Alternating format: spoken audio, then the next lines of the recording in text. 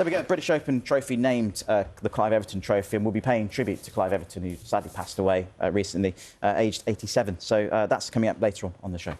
Yeah, it's one of those things, isn't it, in sport where sometimes one commentator's voice becomes completely synonymous with the sport. Totally right, absolutely, so true, and it was the voice of the sport for so many years. And we'll be listening later, because it's one of those voices that you wouldn't necessarily, if you're not a big snooker fan, you wouldn't necessarily know until you hear it, and then it's just part of the furniture for so long.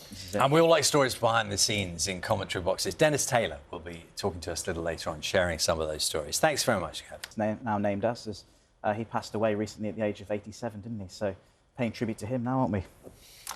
Absolutely, because commentators are part of the package. Really are. You need the occasion, you need the players, but the commentators sometimes bring it to life, don't they? Absolutely. You will probably recognise this voice. Wonderful, wonderful, wonderful. Yes, as Gav was saying, tributes have been paid to the renowned snooker commentator Clive Everton, who's died at the age of 87. His hushed tones and reverential delivery made him the voice of the sport to millions of TV viewers, especially during the 80s heyday. So one person who knew him well is former snooker world champion Dennis Taylor, who we can speak to now. Very good morning to you, Dennis. And I see a smile on your face. Is that the way that you will remember Clive? Is he one of those kind of people? Oh, good morning, Charlie. Good morning, Nina and Gavin. Yeah, he was a wonderful, wonderful person and a brilliant commentator. I mean, I learned from the very best. Going back over 40 years ago, I was first put into the commentary box with whispering Ted Lowe, who was the voice of snooker.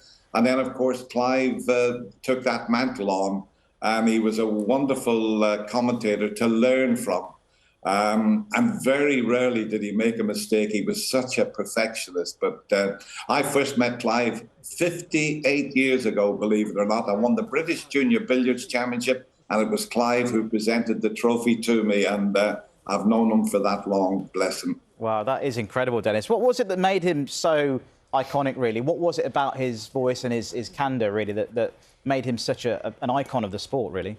I think you said it there, the voice. It was so recognisable, and it used to be his favourite little line at the end of a match. He's 2 up with 3 to play. He always used to come out with that, but he had a wonderful way with words and never liked making a mistake. But I had an incident in the commentary box with Clive in over 40 years. It was the funniest thing that ever happened. We were in the commentary box at the UK Championship. Luckily for Clive, I had a tie on because we were up on a galley about 15 foot up, looking down on the table. And Clive rarely makes a mistake, as I said, and he did make a mistake. And we were live on BBC. He said the player needed 1 snooker, and I said, no, Clive. He said 2 snookers, and I couldn't stop laughing while I said, I think it's 3 snookers, Clive. And Clive said, you know, my head's in a jam jar today. And he pushed his chair back that was on rollers for some reason, and he was heading out the commentary box door in the chair, and God knows what would have happened, but he reached over, and luckily I had a tie on. He grabbed my tie, and it stopped him from going out the commentary box door in the chair. And the noise, the players heard it, the cameramen heard it, and when we eventually, how he closed the frame, he just carried on and closed the frame, and we were going to the interval, and they had to cut my tie off. It was so tight around my neck. So thank heavens I got a tie on that day and saved Clive from falling 15 foot out of the commentary box. Well, we were worried about your strangulation. I think we've got a clip of that actual moment, Dennis. Oh, you haven't, have you?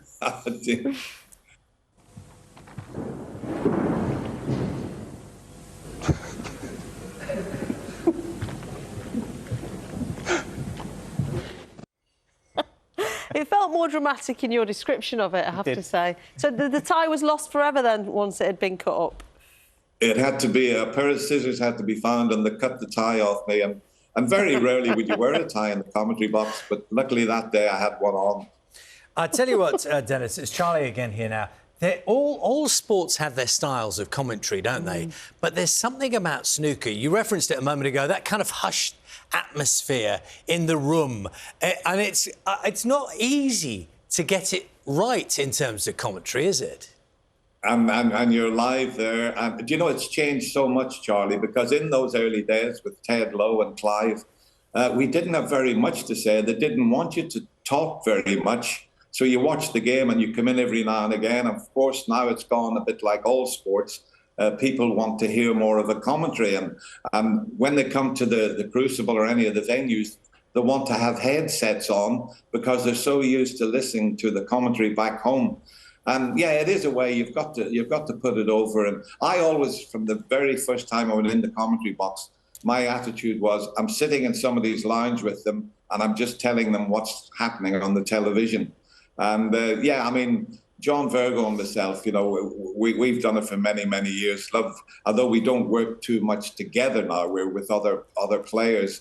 But Ted Lowe and especially Clive was just wonderful to work with, and I learned so much from Clive and working with him because he was a journalist as well, and he was always word perfect, was Clive. And Dennis, what would Clive have made of the way that the sport's grown over the last sort of, you know, couple of years? Really, it's become more sensational and entertainment based, hasn't it? Really, in terms of how it's sort of portrayed and the way that, you know, players are branded now as well. Yeah, I don't think he minds that because he loves all sport, Clive. You know, he would watch any sport, very knowledgeable on all sports. And I suppose, you know, being a traditionalist, but I think he accepted that some of the tournaments, the players didn't wear the bow ties and the waistcoats. They were allowed to wear T-shirts and logos, but that was just the way the sport has followed other sports. But I think the old traditional dress of the bow tie, waistcoat, I might be an old traditionalist, but for the World Championship, the UK Championship, the Masters, the three big majors, long may the players continue wearing the waistcoats and the bow ties. That's my own personal opinion. I'm ever so slightly disappointed, Dennis. We didn't come to you and find you wearing a bow tie this morning, you know, by way of a tribute. I'm very, very lucky. I'm out in Portugal with my son with a group of golfers, and the weather, there's not a cloud in the sky here. So I'm a very lucky person to be here playing golf. I'm not sort of, well, I don't play much snooker these days. I do some shows with the great Steve Davis. In fact, believe it or not, it's the 40th anniversary of that World Final next year, and we're going to be doing shows with John Virgo all over the UK. About 30 shows we're doing in the theatres.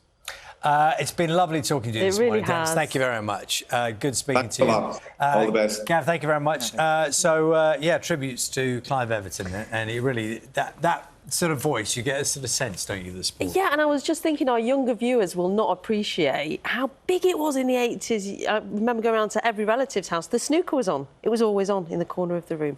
Happy days.